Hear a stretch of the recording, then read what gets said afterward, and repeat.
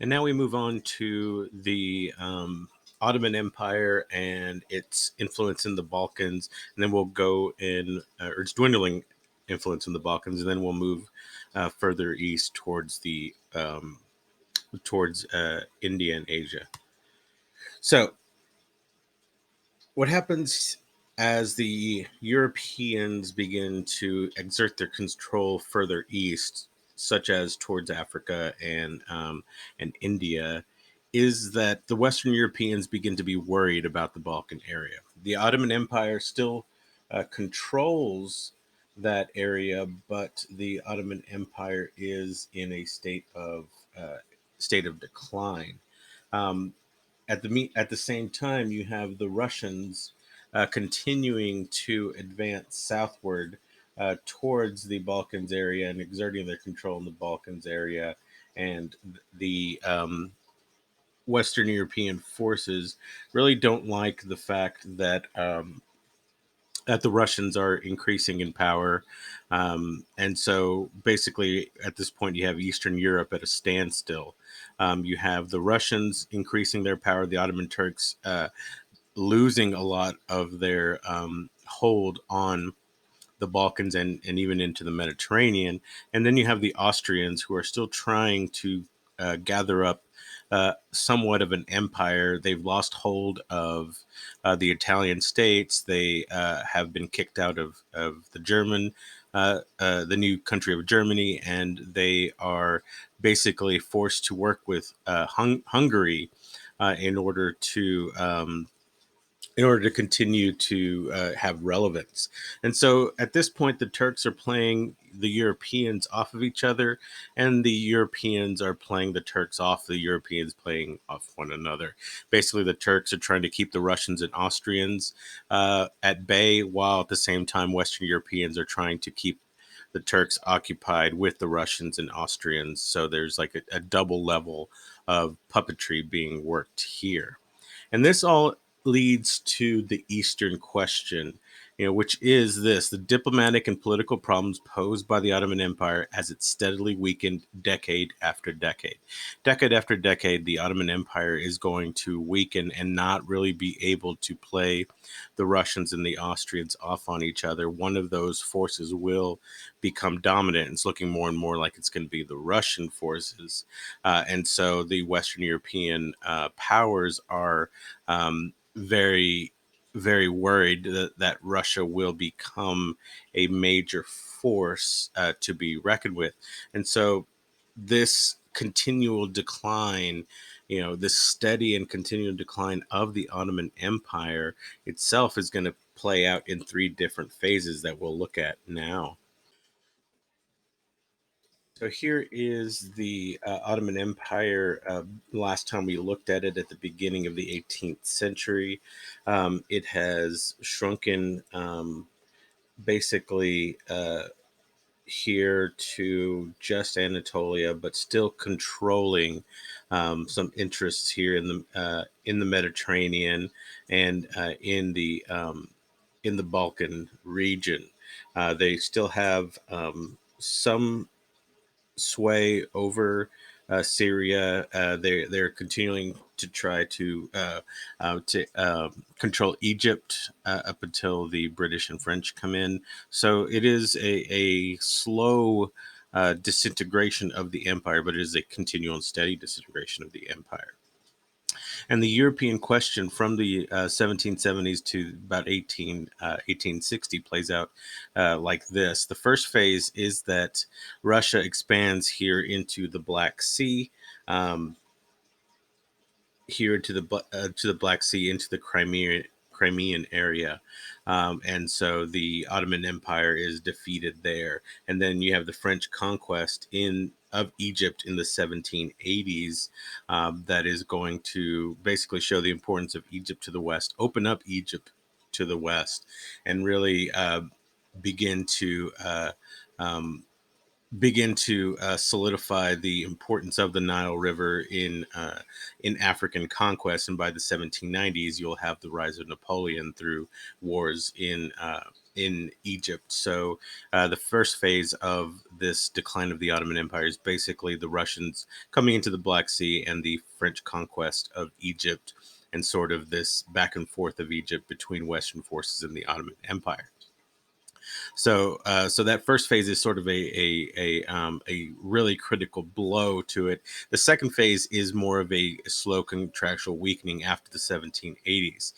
The Ottoman Empire, as it weakens, as terrible rulers rise up, you also begin to see corruption throughout the government, corruption that leads to poor management of their territories, and corruption that leads to revolts throughout the Ottoman Empire, leading to the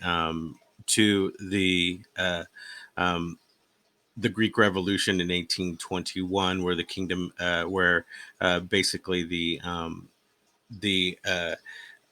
Peloponnesian area here is going to secede from the Ottoman Empire from 1821 to about 1832.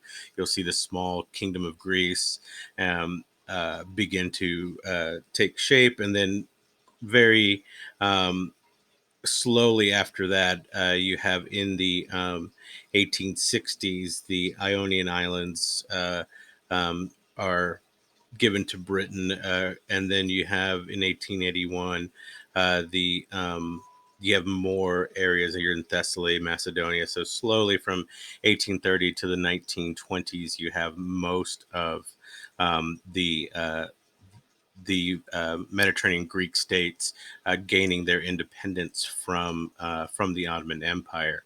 So the second phase is the slow decline in power in the Mediterranean, and then the final phase is another sharp attack in the 1850s, which is the Crimean War, which we talked about last time. The Crimean War, this sort of fatalistic, very poorly run war from 1853 to 56, is the Russians versus the Ottomans with help from the French and British, and then their allies.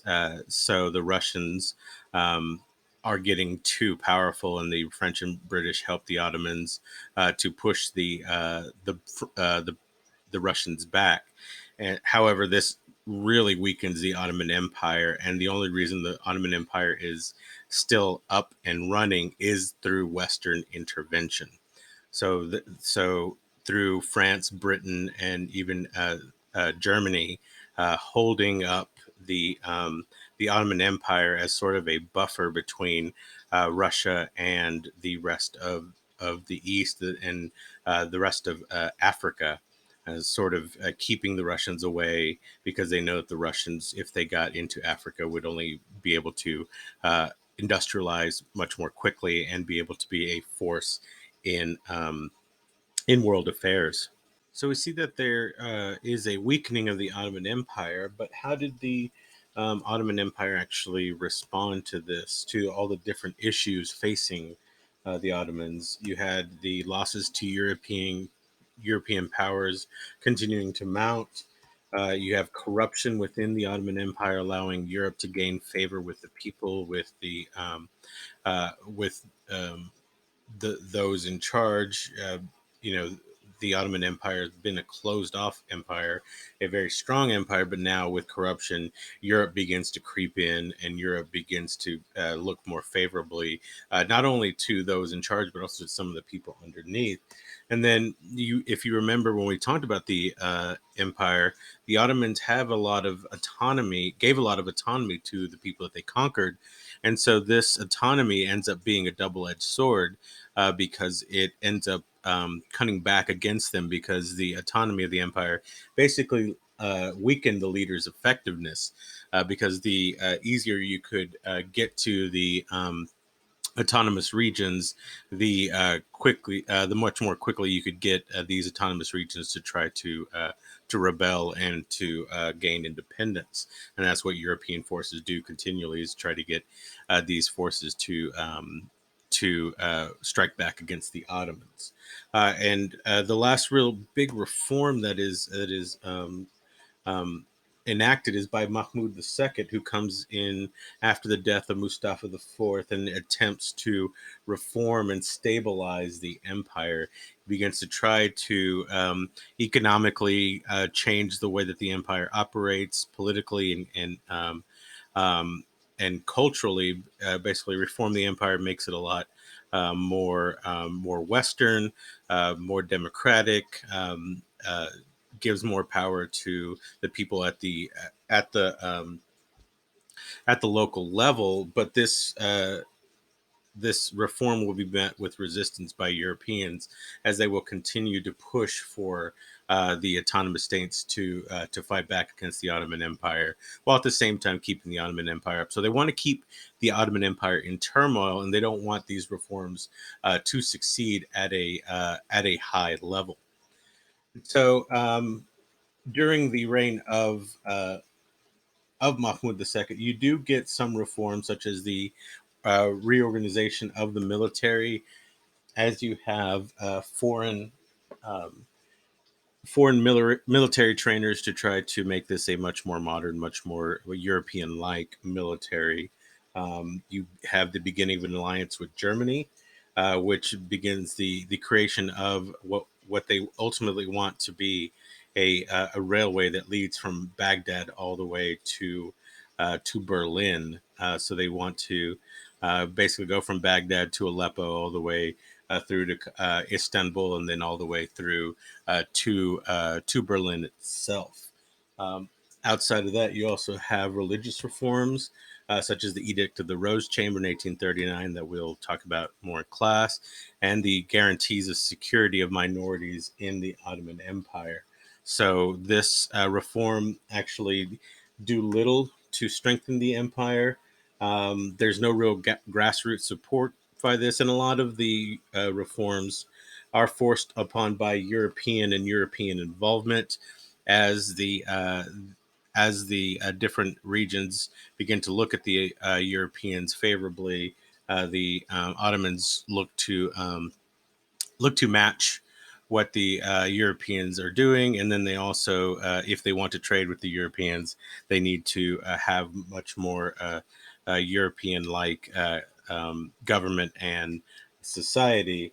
And so Austria, Hungary, France, England, and Russia become the big um, uh, key players in the Ottoman Empire. And pretty soon, they're the ones that are going to be fighting over the remnants of the major parts of the Ottoman Empire, and only Turkey and parts of the Mediterranean and Balkan regions will be controlled by the Ottomans themselves. So outside of the of the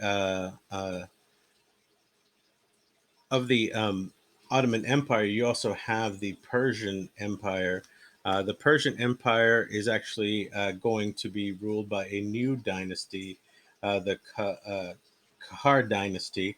I hope I'm not butchering that. And the Kahar dynasty is actually going to be founded by Agha Muhammad Shah Kahar.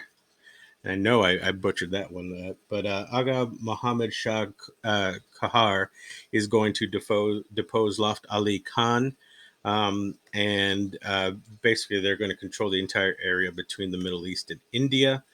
Um, and after Muhammad Shah, you're going to have Western reforms that are not extremely popular with the people, and so the Shahs are going to have to balance the um,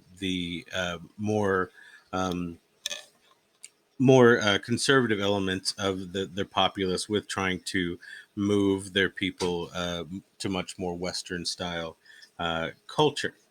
At the same time, you have the Russians and the British encroach on the land as the Russians come for oil, which leads to the Russo-Prussian War of 1826. And the English basically just want oil, but they also want a buffer zone for India. In the end, the Russians and British agree on a sphere of influence, which is known as the Great Game, basically controlling regions outside and inside of Prussia in order to sort of push back against the other forces. So the Russians and the British are going to basically have proxies in Persia that will fight and sort of be used as pawns against one another. That is the Ottoman Empire and Persia. Now we'll move on to India.